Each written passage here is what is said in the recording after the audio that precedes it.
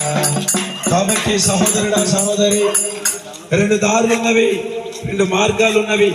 ఒకటి పరలోక మార్గము, రెండవది నరక మార్గం ఉన్నది. అయితే ఇది ఎవరి కొరకు సృష్టించబడ్డది?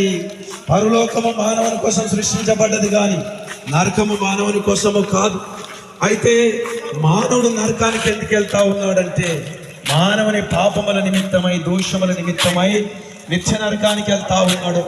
ఈ లోకంలో మానవుడు తప్పు చేసి శిక్షలు పడతా ఉన్నాడు.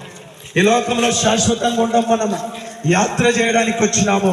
ఈ యాత్ర ముగిసిన వెంటనే సొంత దేశానికి వెళ్ళాలి. ఆ దేశమే పరలోక రాజ్యము. కాబట్టి ఒక ఊరికి వెళ్తే పని చేసి సాయంత్రం కల్లా, ఒక నెల కల్లా ఇంటికి ఎలాగొస్తావో, నువ్వు ఈ లోకానికి వచ్చింది శాశ్వతంగా సంపాదన కోసమో, భూముల కోసం, ఇళ్ల కోసము రాలేదు. ఇక్కడ యాత్ర చేసుకొని మన తండ్రి అయిన దేవుని యొద్దకు వెళ్ళాలి. అది మన సొంత ఇల్లు అక్కడ ఉన్నది.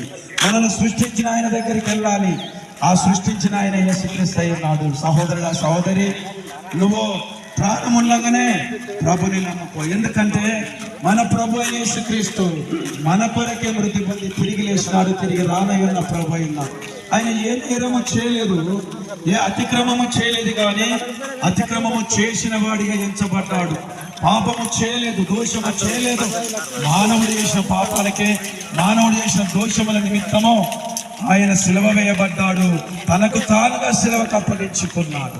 అంతగా ప్రేమించినాడండి మానవుని. మరి నిన్ను ప్రేమిస్తున్నాడు దేవుడు. నీ గురించి ఆలోచించి లోకానికి దిగి వచ్చి ప్రాణం పెడితే నీ ఆత్మ గురించి నీకు ఆలోచన లేకుండా అవుతా ఉంది. అన్నిటి గురించి ఆలోచన, నీ ఆత్మ గురించి ఆలోచించుకో, సత్యాన్ని తెలుసుకో, ప్రభుని నమ్ముకో, నిత్య నరకము తప్పించుకో. అనగా ఇది నా రక్తము, పాప క్షమాపణ నిమిత్తం అనేకుల కొరకు చిందించబడుతున్న రక్తం అన్నాడు. ఒక జాతి కోసమో, ఒక వర్గం కోసమో నేను చిందిస్తున్నాను అనలేదు యేసయ్య. అందరి కోసము రక్తాన్ని చిందిస్తున్నాను అంటావు. అందుకనే సమస్త జనులారా నా యొద్దకు రండి, నేను మీకు విశ్రాంతి కలగజేస్తానంటా ఉన్నాను. పాపము నుండి విశ్రాంతి, కుటుంబంలో ఉన్న బాధల నుంచి విశ్రాంతి, నీకున్న సమస్యల నుంచి విశ్రాంతిని ఇవ్వడానికి యేసయ్య పిలుస్తా ఉన్నాను.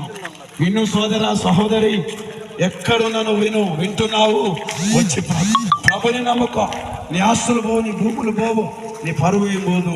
ప్రభుని నమ్ముకుంటే నీ ఆత్మ రక్షించబడుతుంది. ఎందుకంటే పోతున్న వారిని ఎంతో మందిని చూస్తూ ఉన్నాం. ఈరోజు ఉంటారు, రేపు పోతారు. కాబట్టి అది ఎవరైనా సరే, భూమి మీద పుట్టిన పేదవాళ్ళైనా, ధనికులైనా, దరిద్రులైనా, మహాత్ములైనా మరణము తప్పించుకోలేరు. ఏదైనా తప్పించుకుంటావేమో, కష్టాల నుంచి, బాధల నుంచి, అప్పుల నుంచి, కానీ మరణము తప్పించుకోలేవు. రెండు మరణాలు ఉన్నాయి మనిషికి. ఒక మరణము శరీర మరణం, ఇక్కడ చావక తప్పదు. రెండవ మరణం అగ్నిగుండము, ఆత్మ మరణము. ఆ ఆత్మ మరణము తప్పించుకోవాలి. ఈ శరీర మరణము ఒకేసారి మరణిస్తా ఉన్నావు, ఆత్మ మరణము యుగ యుగములు కాలుతావు, నీకు చావు. కాబట్టి సహోదరుడా సహోదరి, ప్రభుని నమ్మి ఈ భూలోకంలో ఉన్నప్పుడే, మరణించక ముందే ఈ జీవితాన్ని మార్చుకొని రక్షణ పొందమని ప్రభు పేరట బతిమలాడుతూ ఈ మాటలు ముగిస్తున్నాను. ఆమేన్.